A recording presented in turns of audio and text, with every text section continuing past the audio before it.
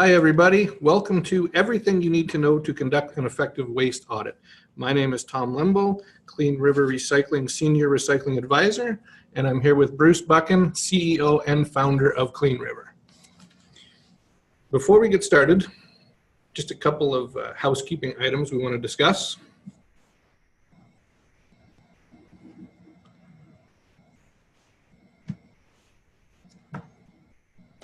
There we go. Sorry about that. The webinar will be approximately 30 minutes long. We're going to wait till the end to answer any questions that you may have. And we're going to have 3 poll questions for you at various points throughout the presentation. So, purpose of a waste audit. You might be recycling and all you want to do is see how much potentially you can divert from landfill, or you may already have a recycling program in place and you want to see how much you're currently diverting. And third, you may want to see how well your employees are recycling, if they're keeping the streams clean. Either way, you need to conduct a waste audit. A waste audit can reveal a lot about your business. It's like listening to what your trash is telling you. In many cases, the federal government may request you do a waste audit, your corporate head office might request an audit, or even your waste hauler.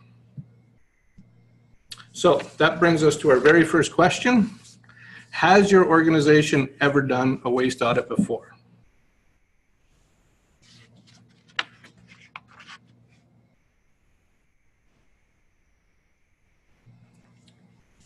All right, we're just waiting a second for the results to come in. They're actually coming in fast and furiously.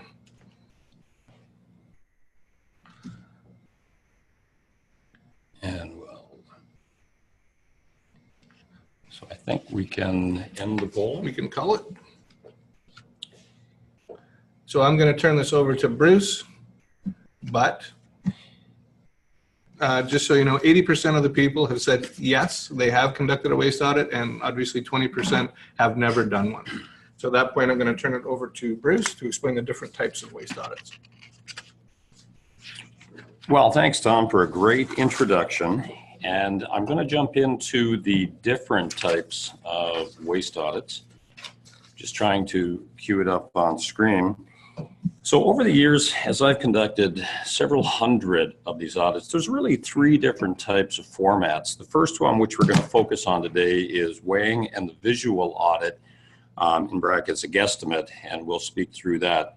The other one, a term could have been called a phase 2, or it's actually breaking apart every bag and weighing every component separately. That can be a very and very tedious process, but it depends on your situation and if you are required to do that. The third audit is a specialized audit, and that involves either hazardous waste or medical waste. And we're not going to be addressing that today, but the one thing about waste audits that the affectionate term for all of you out there is it's known as the dumpster dive, and you aren't really a true sustainability expert yet unless you've had the opportunity to fish through garbage cans at one point in your life. So going on to it, who should conduct a waste audit? What we've always found the best is to do it internally, and that could involve your sustainability team or the internal green team. And this can consist of anywhere from 3 to 10 people. And of course, it's always wonderful to have a leader, someone who's going to organize, coordinate the process. And it should be noted that I think it's important, whether you have a representative, but they should be notified. Areas of the finance department, health and safety team, custodial, because there is going to be some impacts on the day-to-day operations, or perhaps there's some costs involved to pull off the audit and how it's going to play into all of these different departments. The other part is, who should conduct is a third party. If you simply don't have the right source or the right people to do that with experience, outsource it to an expert. And again, I just want to make it, it's very important that should it be a hazardous or medical waste, bring in the experts. You really don't want to get involved with that. So that's who we feel should conduct a waste audit. On the other hand, who shouldn't conduct a waste audit? And what I've seen over the years is waste haulers should not be responsible for doing the audit. And the reason I say that is it could simply be the fox running the hen house mentality. You know, they have some self-serving interest. They are contracted to pick up, and perhaps there's rebates for waste or reductions going to landfill or you name it. So it's been my experience that it's better to have an external organization or internal, but not the hauler. And sometimes in the event that a waste hauler has a contract, they may include an annual audit in the service contract proposal where they'll do that no charge. So if that is the case, you can also share best practices with them, but I do encourage you to have a third party or an employee there to validate the process on what they are doing. It is critically important. So as we move along, we're going to be focusing today not just on the visual waste audit and how to perform this, but what happens after the audit. And folks, let me say that everyone can do this. It may be a little daunting at first to do your first audit, but once you've done this a few times, it becomes very easy and the process is simplified. You can get very, very accurate results. And now it's time for poll number 2. And as we look to set it up, the question, and bear with us a second, folks. Here is the second poll. Who has conducted the waste audit for your organization? Was it done internally, outsourced consultant, or perhaps the waste hauler? And just looking for the results, and then I can turn it back over to Tom. So as the results are coming in, it looks like internal is leading the way right now. We'll give it another few moments. And here we go. It looks like internal staff, and a very small percentage, 87% have indicated internally they do the waste audits, with a very small 7% leaving it up to the waste haulers. So Tom, I'm going to turn it over to you for the next step. Thank you, Bruce. Before we get started with the actual waste audit, there's a few steps that you have to take. The first thing we have to decide is who needs to be involved in this waste audit. So it's important to create a list of people that are required. Custodial staff, your green team, your waste hauler, and your senior management. As we'll explain in these next few slides, these people are going to be critical to the success of your audit.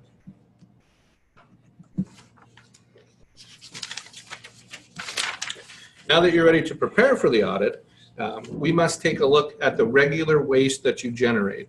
This means pick 3 days, preferably not a Monday or a Friday. These are days that are common for people taking holidays, and make sure there's nothing planned when you have a scheduled corporate event, as this may also skew the results.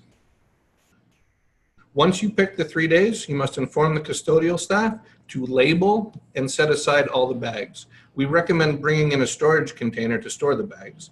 It's the best way to prevent smells, critters, and fruit flies from infesting your facility. And Tom, if I can just jump in on this, these are pre-printed labels, and when we did the first one, it was all black and white, and then we found it was a lot more beneficial that if we had, let's say, a green for a Tuesday, red for a Wednesday, because there could be a lot of bags collected throughout the auditing process, and it's very easy to identify the color codes. So if you're recording days, because stuff can get tossed around, just as a little bit of a tip there. Absolutely, Bruce. Labels are critical. So it's important, as you pointed out, to have pre-printed multi-colors labels ready, and you have to convince your custodial staff to mark each bag. And you need the bags marked in terms of day, floor, and location. And to Bruce's point, you may want to do a Tuesday bag green, a Wednesday bag yellow, just to make it easier to identify once you're doing your waste audit. This simple slide just gives you a list of the proper equipment you might need to conduct your audit. Nothing complicated, nothing expensive, just a list of things you need to get the job done. And, you know, Tom, I just wanted to jump in on one, and this is just from an experience point, where when you're collecting all of the, let's say the 3-day waste and recycling, it could be a large volume. And as Tom mentioned, it's great to have an outdoor container, and we're not talking about, you know, a waste bin or a garbage bin in the back. It's something that can be ground level, just like, you know, those freight bins you see on ocean freighters or things where you have the doors you can open up. Why this is important is to keep away the vermin, but I did see an issue one time where they decided to collect all of the waste recycling and threw it in the boys' locker room in the gym. And that created quite an issue at the end when they had to clean it up. So think through to the end where you're going to store this material and what is the best method, keeping costs in mind. Thanks, Tom. Thanks, Bruce. That's a great tip. The next step is to create a simple form for data collection. As you can see, this form is just designed to tell you the date, the weight, and the different contents of each bag. What you need to do is get 2 or 3 people together. They're needed to collect the data. One person will weigh and visually audit the bag. One person will record the results, and then 1 or 2 people to deliver a bag to you so it can be weighed and then take it away and put it in the proper location after it's been weighed. So it's good to have at least 3, 4 people if possible, but if you have that many people, you should be able to get the job done relatively quickly. And at this point, I'm going to pass it back over to Bruce. And thanks, Tom. Over the past 28 years, I've had the pleasure, luxury, or experience of conducting many audits in many different types of facilities, from universities to production. And what I've put together is a few tips and tricks, you know, how to plan for whether it's your first or your 100th audit. And we touched on it before, but if you're going to do a Tuesday, Wednesday, Thursday, you want to try and keep it outside of any special events, or factor in situations like schools and universities. Perhaps they have night courses, or they rent the facility out for, you know, teachings, and you have to take a look at what's involved there. So an example of this, we did an audit at one school, and there was a real estate course taking place, and they left boxes and boxes of handouts and brochures that now the school was responsible. And the same concept applies for facilities that have, you know, sports facilities. It could be at nights or weekends where a lot of the local teams are playing, and there could be an increased amount of waste. And who is really responsible for that? And is it also going to skew your results? And it ties right back into the outdoor bin servicing. Although some of these people may not enter the area, but you have to really consider what kind of increased volume is taking place and when. When it gets into the time of year, what we found is if you have to do 1 or 2 a year, it's the fall or springtime. Now, obviously, in the summer, the main factor is a lot of holidays, which if percentage 10, 15, 20% of the staff is on holidays, it's not going to give you a true number. Not to mention if it is a very hot, warm, sticky climate, you know, the insects and the smell could be a factor. And interesting enough, the same applies to the reverse. If you're going to be collecting this material in a northern climate, if it's outdoors, all of the material could freeze, which makes it very hard, not just to weigh, but to identify and move everything around. Other little things I've learned over the years is if you are a unionized organization, best not to try and plan a waste audit if union negotiations, because sometimes you know, there could be issues running hot and people aren't open to working with you, and especially if it's a custodial contract, it's really, really challenging. And again, where to store the materials, because one of the things I can tell you is storing it outside is a great thing. But again, communication is key, because I have seen situations where custodial collected everything as they were supposed to do, but one person didn't get the memo and threw half of the material to be audited in the trash. And another final point about tips and tricks is if you are on a daily schedule, so all of a sudden after the audit, you're going to have 3 days of material, and you have to plan ahead to call the hauler and say, look, we need to organize it could be 3 days worth of waste. So just things to consider as you go forward. So now that you've done the audit, you've documented all of the things properly, as Tom indicated, what are you going to find? What will this audit reveal? In a very positive case, perhaps you're doing an outstanding job and some minor tweaking is, you know, required, or perhaps you can identify mass contamination. And using the label format that Tom mentioned earlier, by tracking it by day, floor, location, it allows you to really zero in on the locations that perhaps they weren't trained, they don't know what's going on, but you can really focus. And other things for those who have done audits over the years, it really is amazing what you'll find that people toss away in an office environment or a university or production. It's the reusable items, you know, like cafeterias, it could be plates, cutleries, trays, and we've seen situations where some people are not happy with management and actually in a cafeteria throw the whole tray and everything out as a form of protest. But really, it's kind of intriguing, the different things. People may not know what could be reusable, but it also brings about another opportunity, and that is to start up a reuse center, upcycle, or perhaps donate to organizations like Habitat for Humanity. As you can see on the right side, there's a picture. This was an audit that Tom and I both had a pleasure of walking through in Washington, DC, and they had, what was great was this reuse center was set up in a main corridor, not tucked away, where people would see every day, and it was astounding at how much stuff they were pulling out and reusing and the opportunity to save money. And it really shows the importance of getting everyone involved and having buy-in from people like your janitorial staff. In this instance, this was created because the janitors were throwing out a bunch of file dividers, several boxes and boxes of file dividers. At the same time they were throwing them in a dumpster, a Staples truck was backing off and delivering new file dividers. So they came in and they said, this is crazy, we're spending all kinds of money on this. And what they did was they created this upcycle station. So before anybody buys anything, they go to this upcycle station, see if it's actually in there, and then take it instead of purchasing new products. And you know, it's really a good point, because when you're doing an audit, you're going to identify a lot of issues or concerns, but more importantly, opportunities. And the next slide is a term we've heard over the years is called treasure in the trash. And years ago, I had the ability to work with what could be one of the largest hotel casinos in Las Vegas. And as we were going through the entire facility, we were at the back end doing a bit of an informal waste audit. And what we saw was absolutely unbelievable when they were opening up the bags. The amount of towels, pillows, bathrobes, hair dryers, everything that was thrown in the trash. And of course, I asked the question going, what's happening? But I guess human nature kicks in, and where people may have lost a lot of money, they were just unhappy with what was taking place. And in order to get back to the casino, they would throw everything. But at the end of the day, they had tracked this. They were saving about, or recovering about $30,000 a month in items that could be reused, which was basically finding treasure in the trash.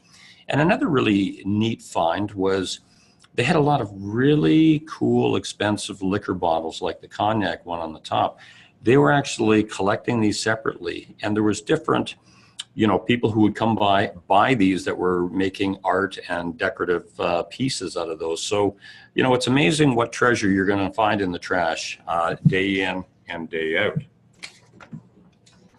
So as we've talked about conducting the waste audit and how to prepare, how to audit, what to look for, I think it's safe to say the waste audit doesn't end at the bin. There's a lot more involved, and we're going to focus a little bit on auditing the waste stream process. And this is now time for our third poll. And every organization has a waste hauler. Perhaps the only difference is if you are in an office building, perhaps it's part of the overall lease rate or common area expense. But basically any freestanding building has a hauler. So the question is, are you familiar with the details of your waste hauler contract, of which there are many? And before Tom jumps in, we're just going to give it a few more seconds. And it is incredible. The results coming in are in the 75, 78%. That the answer is 78% state no, they are not familiar with it, which is great to know. And this is going to be incredible value that Tom is going to share with all of us right now. So Tom, take it away. Thank you, Bruce. once the waste audit is complete, we recommend going back to the waste hauler, see what the waste hauler is charging you and why. If you look at this simple chart, this will show a pickup days that your waste is being picked up. And the questions you have to ask is, are those bins being picked up when they're full? Are they just being picked up every day? Do you have to call to get the waste picked up? In many cases, you'll find that the waste hauler comes regardless of whether or not the bins are full or not. So after going through the schedule, the hope is you can create a more conducive schedule that's going to save the company money. Also, after the waste audit, you're going to see lots of opportunities to divert more waste into the recycling streams. So again, talk to the waste hauler. After you have your results from the audit, go back to your waste hauler and determine what is acceptable. You may notice that some of the bags you looked through had a 12% contamination stream or contamination level. Ask your waste hauler what is acceptable. What happens if there's too much contamination? Does the entire load get rejected? Are there extra charges that you have to pay if the load gets rejected? So by going through all these things, talking to your waste hauler, you're going to be able to streamline your process. One of the other things I should actually mention is, does your contract automatically renew? If you notice several changes that have to be made to your waste hauling contract after the audit, the waste hauler may or may not be able to accommodate you. They may say you got to wait till the contract renews, at which point you have a lot of leverage because you can write new things into the bid and send it out there to get exactly what you want out of your stream. And Tom, I've reviewed many waste contracts over the years, and a couple of situations come up. We're all familiar with things like cell phone contracts or other contracts that automatically renew or give you 60 days. And so if you're not familiar with that, or it's now part of your job description, you need to be familiar. But in many cases, I've spoken to the people and saying, hey, how's this contract working and why do you do it? And I get the same answer all the time. Well, we've always done it that way. And people aren't looking at savings opportunities. And I know working with Tom over the years that whenever we've taken a look at a waste contract for haulers, we've, as a general rule, find at least a 15% savings opportunity, which can be rolled back into your recycling program. Thank you, Bruce. I appreciate that. Next, create a list of questions for your hauler. There's lots of different things you can ask them, and don't be ashamed either if you want to get that waste hauling contract audited by a third party. To Bruce's point, there's always savings in every waste hauling contract. So think about things too. If you have to call in, if you have a day that you're cleaning out all your files, so if you have to call in for unplanned pickup, is composting available? Is there a compost facility close by that you can utilize? Is it something you can do in-house by getting a digester or something? So lots of questions on what your waste hauler is capable of. And once you have that baseline, you'll be able to really set yourself up for success with your recycling program. Hold on. I just want to go back on the slide a second. One of the issues that we've seen, and people it's been growing and also becoming mandatory, is scales on the systems. So if you can imagine when a truck comes in, if you don't know how much they're picking up, how can you even anticipate what you're paying? And always ask that question, are they going to give you a ticket? Because that is going to tell you exactly how much they're picking up and when to determine potential savings. And to your point, Bruce, it's good to balance the waste audit that you've done with the results that your waste hauler has given you, just to see if they match up. So, and at the end of the day, once you have all the data, you have to calculate your waste diversion rate. So it's quite simple. It's the amount of overall waste generated less the amount you divert from the landfill. So simply put, if you have 100 pounds of waste and 50 pounds of it is recyclable or compostable, you have a diversion rate of 50%. It's a very simple equation. And thanks for that, Tom. I mean, as we go into now, we've done the audit, we've determined what's going on, and this is something that I've seen and witnessed firsthand over the years, which can somewhat be a little bit confusing. And this is how to make your numbers look really, really good, because everybody wants to look good. And sometimes in annual reports, they have to state, their diversion rate. And in many cases, I always see that little asterisk because they really don't know. But here's a good example. Let's say you're a production facility with, 90% production, 10% office. and at the end of the year, you record a 90% diversion rate. That would look on paper to be absolutely zero waste range, perfect.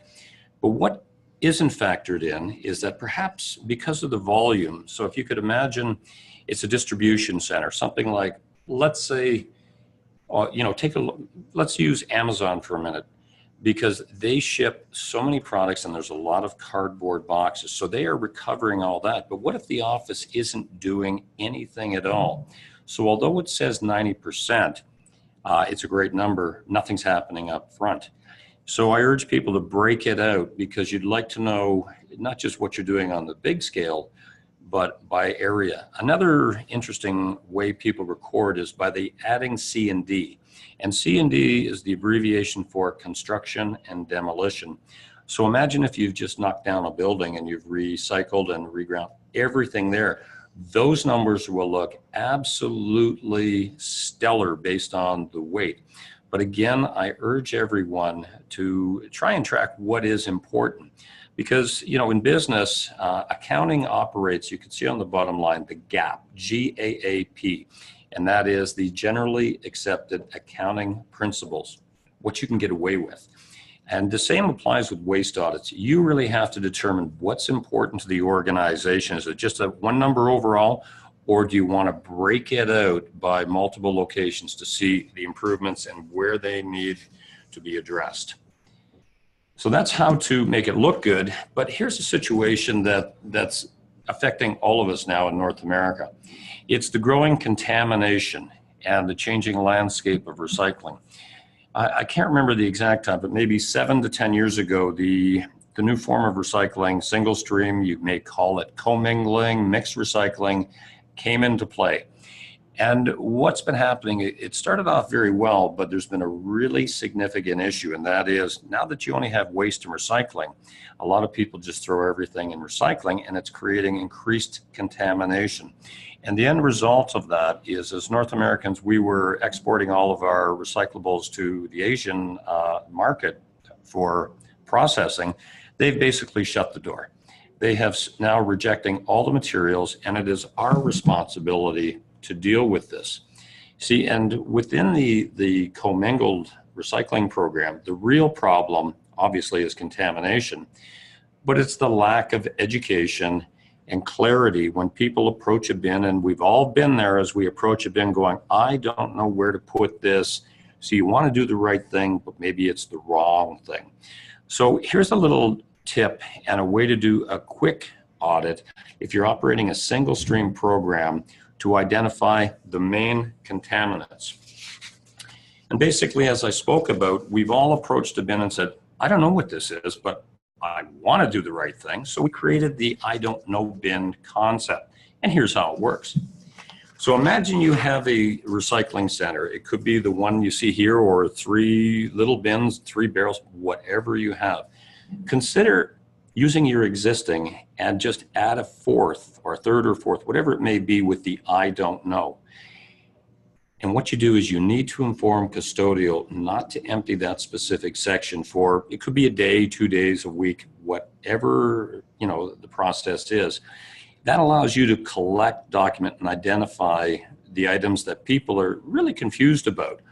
And it's easier to, or better off to throw it in landfill rather than impact or increase the contamination of recycling. So once you've determined the results, you can start to educate, make changes to your program to reduce the contamination. And the next slide is examples of things that, as we've spoken to many people, probably the leading causes of contamination in some areas. As you can see, the Starbucks coffee cup, is it paper? Is the lid plastic? Where do I put that? And then down below is one of the compostable cups that can go right into compost, but people don't understand that. So one day they could have the compostable cup and the next day a Starbucks, and that really increases the contamination.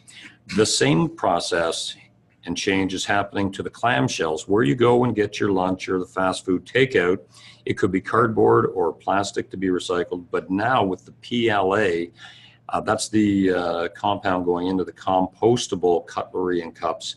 People aren't clearly. And we've watched as people take a look, they don't know, and they just throw it all out.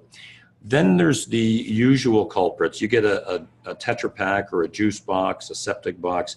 People simply don't know, is it paper, is it aluminum, is it plastic? And it's the same thing with the McDonald's cup that's everywhere. Is it paper, is it plastic, is it garbage? These are the points of confusion that if you can, through an I don't know bin, understand and educate, it's certainly going to set you on the right path to correcting high levels of contamination if that's what you're struggling with. And now I'd like to turn it over to Tom, because speaking to the next phase. Thanks again, Bruce. Thanks, Bruce. Okay, now that your waste audit is complete, what's next? What have you learned? There's 4 or 5 different things you should be able to understand. Number 1 is, what is your diversion rate now? Number 2, what areas of your program can improve? If you're looking through the bags and you see a lot of product confusion, as Bruce had mentioned later, coffee cups ending up in the wrong stream, different products ending up in the wrong stream, you now have an opportunity to go back and maybe revisit your graphics, revisit the visual cues that you're giving to your employees to make that right choice when they're standing in front of the bin. You might also understand that there's a bunch of janitorial confusion about where things go, what goes in what bag. Also, as we've talked about numerous times, it gives you the opportunity to streamline your waste hauling contract, to go back to your waste hauler, make improvements, also to better place your containers, be it dumpsters at the back of house or office side containers. And then, of course, most importantly, what is the financial ROI that is to be had? Now, the final bit of this presentation, Bruce is going to take over and discuss a little bit more about the financial impact of doing a waste audit. Well, thanks, Tom. One of the things I can say is whenever you're looking to implement a change, you know, money is always the factor. And once you've gone through the waste audit cost benefit analysis, you need to take a look at, there's going to be changes implemented. And do you have the resources for the next steps to actually lead the program? Because it may involve training the staff, potential savings in those areas. And again, there may be savings with reduced weekly pickups, contract changes. And then again, as we spoke about custodial costs, that could be reduced, or potentially, you know, if they're not servicing desk to desk, they're servicing central locations. And again, there's opportunities for revenue generation, for rebates, new opportunities, new revenue streams you didn't think about. But more importantly, the avoidance of fines, because across North America, the landscape is changing. And there is now a growing demand for clean streams. And when it's going to the landfill, weighing station, if there is high levels of contamination, you could be levied with fines. And finally, there's additional equipment. Maybe your program simply isn't working, so you need to order new bins or whatever that looks like. It's going to require some money. And the next slide is an example of when we were brought in to do a waste audit. It was really amazing. So they just wanted to find out what was happening. And this location had 1,800 employees. So after the audit, we determined there was a lot of potential savings. And what rolled out was we tracked the savings in custodial and waste contract, you know, 12,000, 20, or another 12,000 respectively, and generating income of paper rebates and old corrugated. So the opportunity came out where there was $28,000 in savings. And if you go back up to the top, the actual cost of equipment and training was $48,500 with a 1.7-year payback. And it's very important because anytime you want to do a change in an organization, it really comes down to the money and how it's going to impact the business, because organizations are out to, you know, make a profit. So that brings us towards the end, and I absolutely hope that you've had at least found one significant piece of information, one key takeaway that you can take back to your own organization, implement to improve your sustainability targets, goals, best practices. And on a final note, there's been a lot of audit tools we've done, throughout the webinar.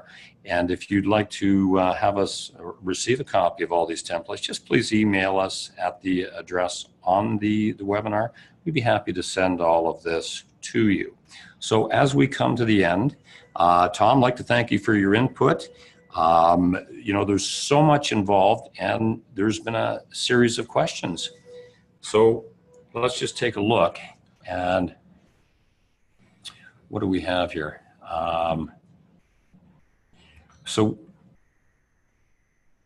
have something else. So there's a question here from Brian Webb, and he goes, also, do you measure, thank you for the webinar. There's a lot of very valuable information here about how to prepare for a waste audit and what to do after the waste audit. However, I want to know how to perform a waste audit. What am I measuring and how? What are the steps that I take to actually do the audit? Interesting. Perhaps you jumped into this halfway through, but we tried to lay out a very detailed step-by-step process, and I'm assuming you jumped in late. But there could be a lot of additional questions, and I urge you to follow up, give us a call, and we can clearly articulate what are the steps needed to do. And we actually do have a PowerPoint that tells you step by step everything from the way to collect, the way to label, the way to visually audit and weigh, and then the way to document right up into the prepare the diversion rate. So it is more of a step by step. We'd be certainly happy to send that to you. And now another question that came in said, how can I convince senior management to give us time to do a waste audit? They don't see the value. And that is the whole purpose of doing a waste audit, is there is value at the end of it. So if you do that study and you present it to them, hopefully they will see the value and be able to go back and get the funding that you need to improve your recycling program. At the end of the day, what we're trying to show is that there is value to a waste audit. There is an ROI. We talk about a financial ROI. What we didn't talk about is the social ROI, too, that's a part of it, which is maybe a topic for another day. Well, and Tom, that's a really good point, because as I spoke about earlier, it's all about the money in most cases. So if you can have a compelling reason that it's going to save you money in the day-to-day operations, or perhaps cost avoidance from fines, senior management will pay attention to that. And I guess running out of time here, we've got one final question. And this is coming in from Kayla, and Kayla says, what did C&D stand for again? And Kayla, that was construction and demolition, and that's everything involved with tearing down an existing facility. So Tom, any final words? No, I really appreciate being a part of this, Bruce. It was fun. And thank you to everyone for joining us today, and we look forward to the next series of webinars, which we will be putting out over the next month or so with the topics. Well, one final question. Do you perform waste audits in Nova Scotia? And that's coming in from Pat. We have done audits all over North America over the years. We don't get involved in that as much, although we can have a discussion with you, walk you through how to do it, or perhaps even connect you with someone that we consider that can do a proper audit and allow you to meet them right in your own neighborhood. And we can certainly help you with all of the steps, and we can help you ascertain the data and figure out what your diversion rates are, and help you with the waste hauler. We don't actively do that, but it's certainly a service that we provide at no charge. Well, there's one last question by, and pardon me if I don't pronounce it right, Egidio, and the question is the waste audit only focused on residual waste? So I'm not clear on what you define residual waste, because we've been focusing this on, offices, universities, industrial, the ICI, industrial, commercial, institutional. So it's the residual waste that's being generated in the office, and it can tie into production facilities. We're not really focusing on residential at this point. So yes, it is the residual waste that we all create day-to-day in our day-to-day work environment. And there have been several questions coming in about getting a copy of the webinar presentation. So I think if you email us at info@cleanriver.com, we'll be happy to send out a copy of the presentation to anyone who asks. And folks, I know we said 30 minutes, a few minutes for questions, so we're just going a little bit past the 40 minutes, so we're going to cut it off from there. And once again, I'm Bruce Buchan with Tom Lembo, and thank you very much for attending this webinar today. Thank you.